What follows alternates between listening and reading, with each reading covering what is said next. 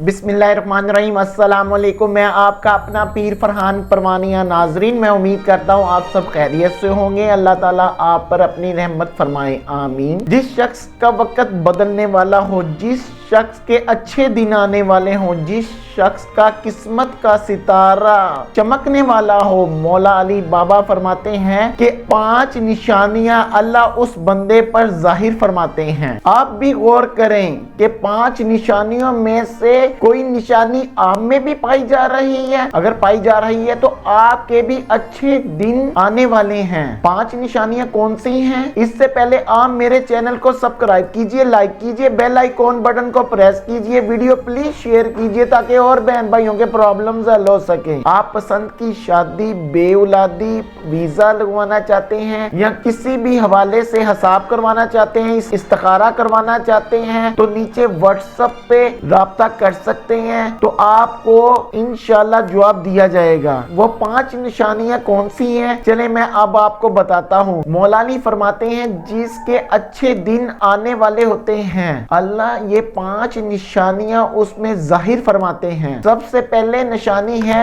रात के तीसरे पहर में, यानी सहरी के टाइम। नंबर 1 निशानी रात को तीसरे पहर यानी तहज्जुद के टाइम उसकी आंख खुलना शुरू हो जाती है।